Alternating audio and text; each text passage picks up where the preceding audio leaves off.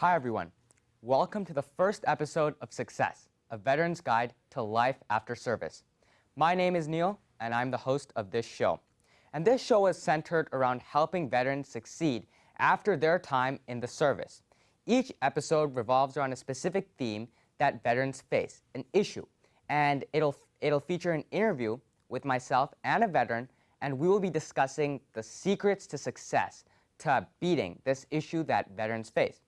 So today, we have a very special treat for you all today. Former Navy SEAL Ty Hardy, who has spent the past 2 decades coordinating covert military operations across the globe, as well as developing secret training programs in South American jungles and managing multi-million-dollar military acquisitions. Thanks for coming on the show today, Ty. Thanks for having me, Neil. So, Ty, perhaps maybe talk about yourself. Why did you decide to join the Navy? It's an interesting question, and it's one I've thought about a lot. So I joined the Navy in 1993, right out of high school. There were a lot of factors contributing to that. A lot of it was just my initial intention was to go in, serve for 4 years, and be able to pay for college, that kind of thing. And I went in specifically to be a SEAL. So I went in enlisted, and even though my initial intention was to get out and get a degree, it's a very hard community to leave. So I ended up staying in, and subsequently the Navy happened to actually not only pay for, but provide all the resources for my education. I was able to get a degree while in and while remaining as a SEAL. So it was kind of a win on both ends for me. Right, right.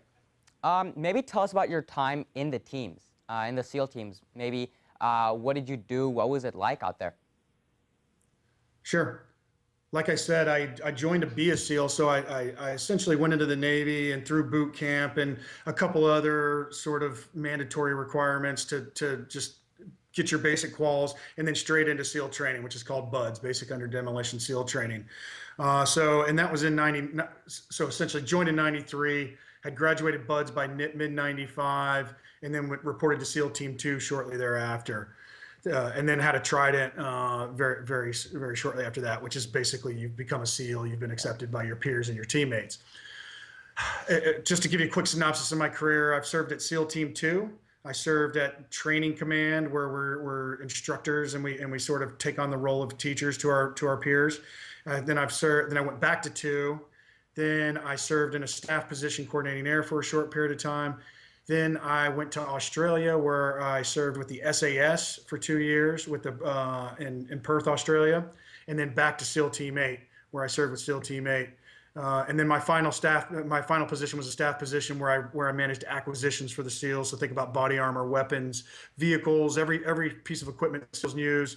Myself and a bunch of senior SEALs sat in there and sort of tactically validated the equipment that was being acquisitioned by program managers and people like that. Places I've served. My first deployment was in the Mediterranean. This is all pre 9/11 Mediterranean. Then the European theater during the winter. That was sort of a winterized winter survival specialized platoon. Then I served a strike, which is off an aircraft carrier. That was during 9/11.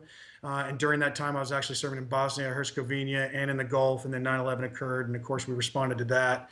And then my final 3 deployments were in Iraq, Ramadi and Fallujah, and then my very last deployment was in Afghanistan. Right, right. And your deployments to Ramadi, Fallujah, these were at the height of the insurgency, correct? And after the invasion?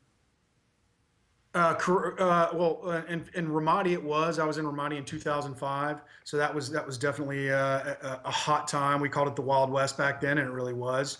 Actually, when I was in Habani and Fallujah, that was actually in 2008, and surprisingly, or I guess not surprising to us, but a lot of the people listening might be surprised that it really wasn't. That was kind of the model for success in Iraq at that time. It was actually a pretty benign deployment relative to what we normally experience. We were more just enabling our partners and not doing a whole lot of fighting, just training with them and empowering them. And it was actually a pretty good time in Iraq compared to what had come before and certainly what came after. Right. So you've definitely had a decorated, illustrious career in the Navy. So tell us maybe what inspired you, what led to that decision to transitioning out, and tell us your story about that. Sure. So, and I actually considered getting out prior. So I got out February of this year, February 2017. I actually came very close to retiring in 2013 at my 20-year career mark, and that was a big decision for me. And that's when I decided to go to Australia. And then while I was in Australia, I decided to come back, and I wanted the kind of pinnacle for an enlisted SEAL is to be a platoon chief. I hadn't done that milestone yet, and so I stayed in specifically to do that. It was kind of an interesting time because during that period, I really sort of took a hard look at transitioning, kind of doing it on my own. There were resources out there, but I just either wasn't aware of them or just didn't do the due diligence to locate them. So I read a few books. There's a book called What Colors Your Parachute. It's a bestseller. Recommended to everyone who's thinking about changing jobs or military transitioning.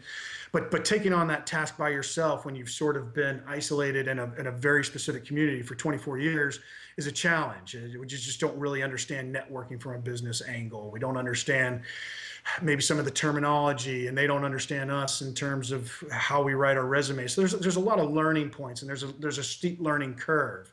So it's a challenge to take that on by yourself.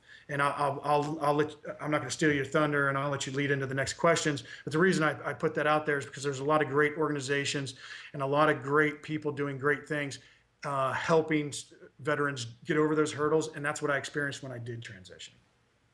Right, and definitely your other teammates, what struggles they faced, or maybe other active duty military members who are facing that out, what do they face coming out of the service? Sure, and I could break it down into two main categories. I would say internal and external. Internal is really our own fault. We as veterans sometimes tend to isolate ourselves. I kind of already referred to that. We're somewhat of a cliquish community. And a lot of us tend to, and I was guilty of this when I was much younger, maybe not later, we tend to only socialize within our own organization. I had neighbors that I waved to, but I didn't really spend much time with them, and just didn't really understand that world. Later on in life, that was different. And what I'm alluding to is there's a certain, and I guess the message I would put towards veterans is you got to get out of that box. You really got to reach out. The one thing that the business world does well, that we do many things well and much better than the civilian world. One of the things the civilian world does is they understand the value of networking, the power of networking. Your network is your net worth. That's kind of counterintuitive to the veteran community, which almost sees that as self-promotion. That's not what it is at all. So I think veterans need to get over that paradigm if they want to successfully transition into a private sector. As far as the external barriers we face, there's a lot of misconceptions about veterans. Whether it's misconceptions about PTSD, misconceptions about the hierarchical nature of our organization, and how they expect a Marine drill sergeant to come in and start barking orders and not be able to think out of the box. It's quite the contrary. Or possibly HR folks in the civilian world just don't understand our resumes, or haven't taken the efforts or leveraged veterans within their own organization to truly understand that. Absolutely, absolutely. And going back to the stigma about PTSD, about veterans, has that ever negatively affected you in any way? Like the stereotypes, the stigmas, has that ever affected you in this process? Not in any way I've directly seen.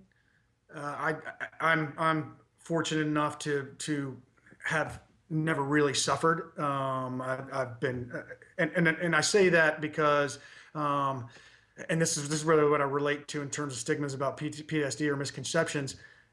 Everybody has PTSD and nobody has PTSD. It's a gray thing, it's a black thing, it's a white thing. It's not as simple diagnosis of either you have the measles or you don't. So there's people who have been in car wrecks who have PTSD, and veterans are no different. Certainly, some of their experiences are more extreme than the norm, but many of their experiences are just as gray as someone that's had a traumatic experience in their life, who are coping with it just fine.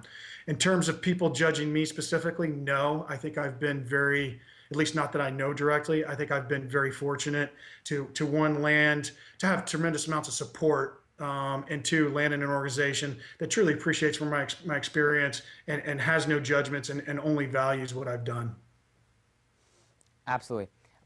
So now, yeah, I think you alluded to it. You transitioned out. What tools, maybe the second time transitioning out, helped you compared to the first time? Sure. There's a I can speak for the Navy. I can't speak for some of the other services. I'm sure they have a similar program. There's a mandatory program you go through. Every sailor who ever gets out of the Navy goes through it, and it's a 1 week course, and it's very simple. It's very rudimentary, and it's helpful, but it's only helpful at the very basic level. It really doesn't get you where you need to be. And so, and the really reason I share that is not to bash the Navy. They're doing the best they can, or they can always do better, but they have limited resources and there's only so much bandwidth. But what I really want to allude to is, for me personally, there's an organization called the Honor Foundation. It's a nonprofit. It was specifically spun up to help SEALs and special operators transition into the civilian world. And so I referred to a course that was a week. This course was 120 hours, and it ran for 3 months, sometimes 3 days a week, 4 hours a night. And I had executive coaches come in. I had mentors. I had CEOs spend one-on-one time with me. HR folks run me through rehearsing interviews, people helping me write my resumes, teaching me how to cold call, how to network, how to reach. It was just so comprehensive and so massive that suddenly, instead of trying to flip through a book that I found at Barnes and Noble or bought from Amazon online, I have, and this is this experience that the military knows, where we get together in a group and we support each other and we mentor one another and we hold each other accountable. That's a model of success. So I'm indebted to that foundation. I'm indebted to every organization that seeks to do that. I actively participate in every organization that does that, and I urge every vet to do that. Yeah, absolutely. So you definitely talk about networking. What are your favorite ways to network? Do you just use LinkedIn, or are there any other ways of doing that? All of the above. And I'll give you an example. Like, I'm in financial services now. Networking is a huge part of my career. So I'm at every certainly veteran sponsored. I want to connect with as many veteran leaders in the community, as many veterans who are transitioning to the community, to help them. So that networking is certainly a big piece. And it's not only, I'm not stuck in that box. I go to events for just general professionals or whoever I can get in front of, as well, but as well as LinkedIn. I have sent several LinkedIn in-mails to people and just said, hey, here's who I am. I'm a transition veteran. Here's my experience. I need your help. Will you help me get connected in Charlotte? And it's so humbling, the response I get. People who've been here for 15, 20, 25, 30 years, who've established themselves as very influential members of this community, who are willing to reach out just based on that honest and sincere approach. And once again, what I stress is, if you believe in that cause, then be that guy. And if you're a veteran struggling in that way, don't be too tough or too guarded to just say, will you help me? It's the power of that request is profound. Yeah, so what you're saying is just get out there. It doesn't matter how you do it. Just try to make yourself known, make your skills known, and just get out there is the main thing. Correct? I agree. And it's how can I help you? And please help me. And it's that simple. But everybody thinks that it has to be more complicated or more subtle. It's not. It's that approach, and it's if it's honest and sincere, it works. Right, right. And what would you say about mentors? We know that mentorship is a big part of advancing the corporate structure. So how could veterans perhaps use it? Because in the SEAL teams, mentorship is a big part of it. When you first join your SEAL platoon, you have older SEALs to look up to. So how does this work in the corporate world? It's really the same. I just think it really varies from organization to organization. Some organizations are very formal about it. Everybody uses it as a buzzword. Not everyone believes in it. And the other piece I would say is, it's not only a mentor, it's an advocate. And or the way I want to put this is, A Wharton grad is personally invested in making sure every Wharton grad succeeds. A Kellogg grad is personally invested in making sure every Kellogg grad succeeds. So I would say veterans are getting better about this, but we need to have the same mentality. And so the questions I would ask to veterans in terms of mentorship and being an advocate for one another is whatever organization you're with, who is the veteran sponsor at your organization? Who's the liaison? Who is managing the veteran program? And if your answer is nobody, my next question is, well, why aren't you? So I guess a big thing I preach is veterans be advocates for veterans. That being said, I have many mentors who have never served, and they are equally as valuable because they come with a different experience, and they're able to leverage. So diversify as well. Certainly, we need to advocate for one another. But right now, quite frankly, the two people that are most valuable to me, who have really invested in my success the most, are those two right now aren't veterans. I've had many veterans who are still deep in my network and who still look after me. But the two I leverage the most right now have never served. But they believe and they are grateful for our service. Right. And as far as utilizing the mentors, what are your favorite strategies to maybe learn from them? Do you have maybe a motto like look, listen, move? What do you really like to do whenever you actually have a mentor? How do you learn from them effectively?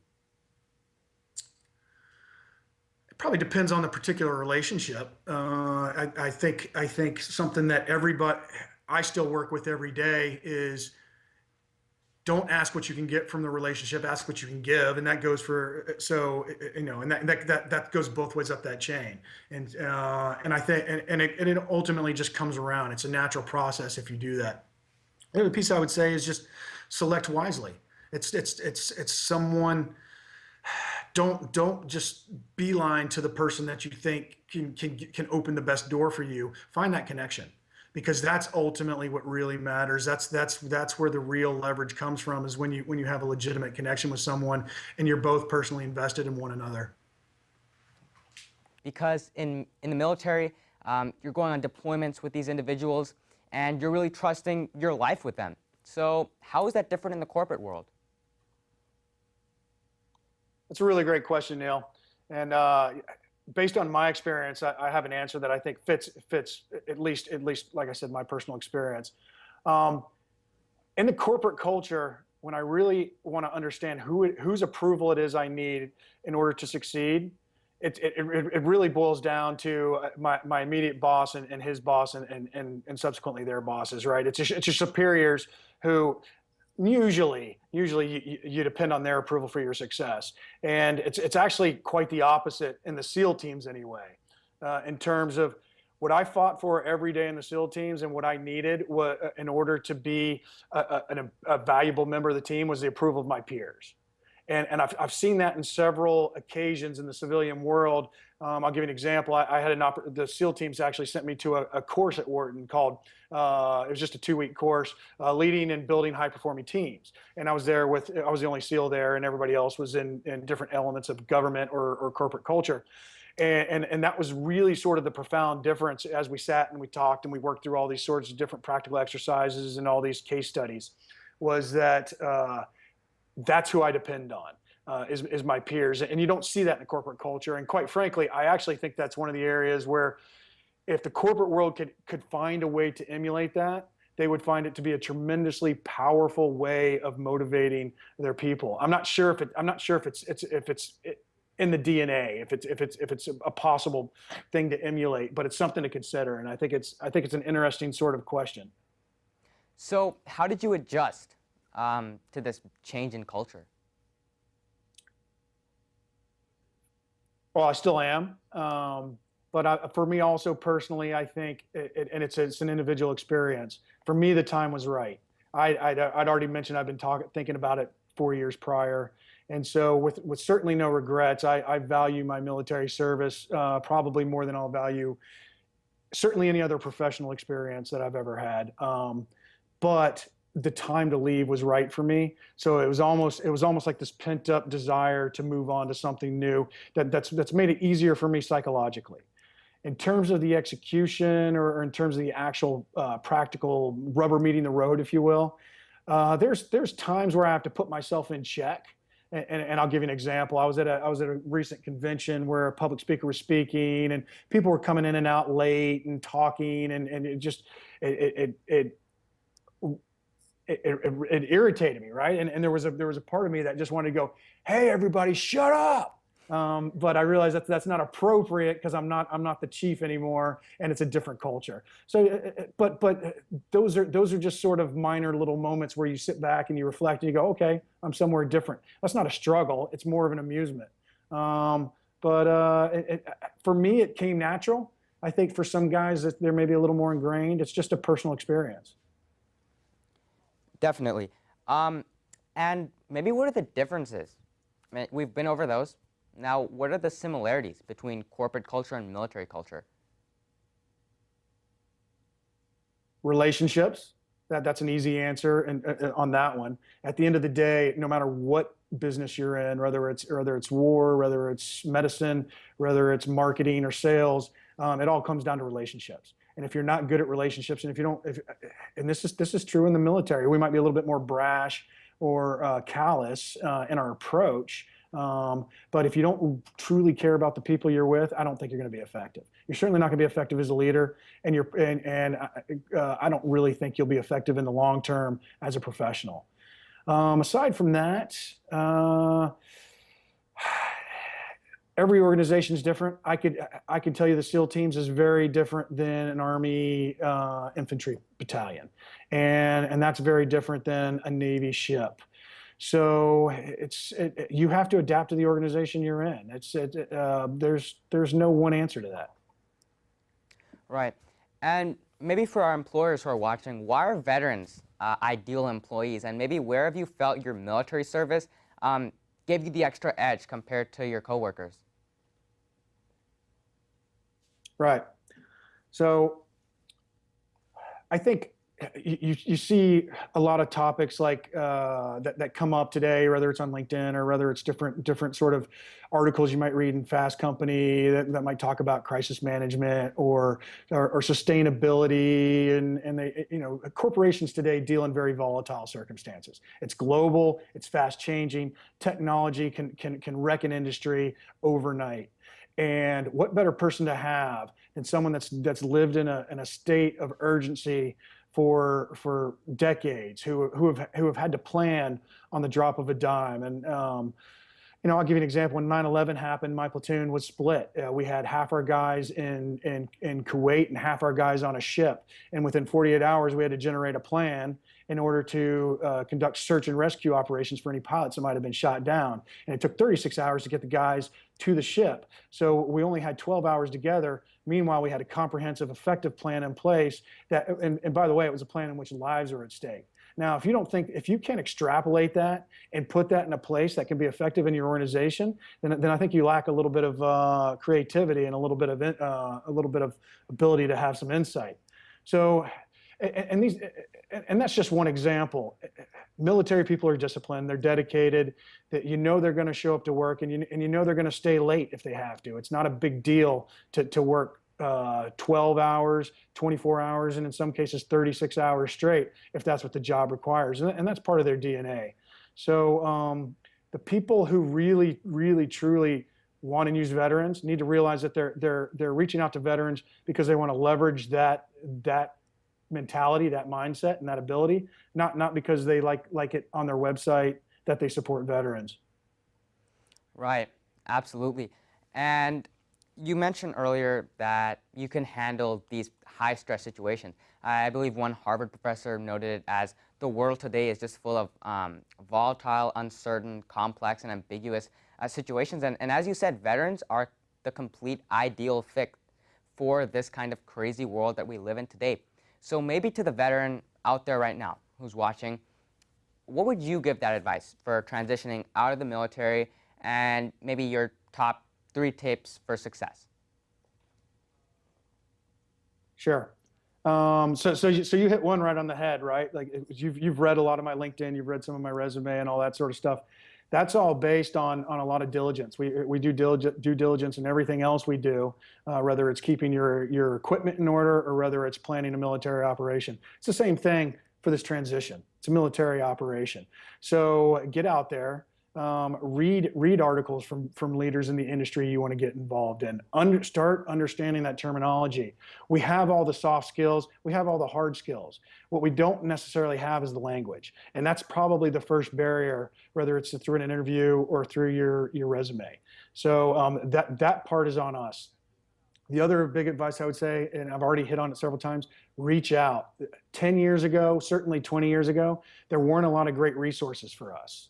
Right now, if you aren't able to find a resource to assist you, whether it's through the VA or through some nonprofit or even headhunters for profit who specialize in placing you in positions, it's all out there. All you have to do is look and be willing to leverage it. The third one I would say is back to the mentorship. Ask for help. Because there's people out there willing to help. Case in point, I have yet to have a veteran reach out to me where I didn't stop what I was doing and at least see how I could assist or put them in touch with somebody who could. And I think there's a lot of that sentiment out there. And so don't be afraid to ask for help. Right. And these corporations are out there, and these veterans are out there. How can these corporations approach hiring veterans? Another great question, and one that I'm passionate about. So, and my philosophy is that everybody gets paid in different ways. And in the military, pay is not terrible. It really isn't, but it's not great. And considering the sacrifices you make and the amount of time you spend and the investment and all that sort of stuff, you can make a lot more money outside. So, and the reason I say that is so then you got to ask yourself, what are these guys who have dedicated possibly their entire lives to service? What are they getting paid if it's not all in cash? And so there's certainly ego, and I mean that in a good way in terms of they find value in what they do. What they do is important. It matters to them, and it's important to other people. And there's pride, and there's patriotism, and there's commitment. So you need to have that in your organization if you're going to approach them. Yeah. The reason why I landed at the organization I did is because they are a company that is highly regarded, and because their values are clearly stated and they live up to them. And when they reached out to me, there was a clear case of they respected my experience, and it was not a charity case. Yeah. So thank you so much. We had absolutely enjoyed having you here. And thank you for your service. Everyone, former Navy SEAL Thomas Hardy. Thank you, Neil, and thank you for having me on. It was a great opportunity to get to share my experiences, and thank you for allowing me to advocate for this cause, because it's one that's worth our consideration. Yeah, absolutely. Good luck to you, Neil.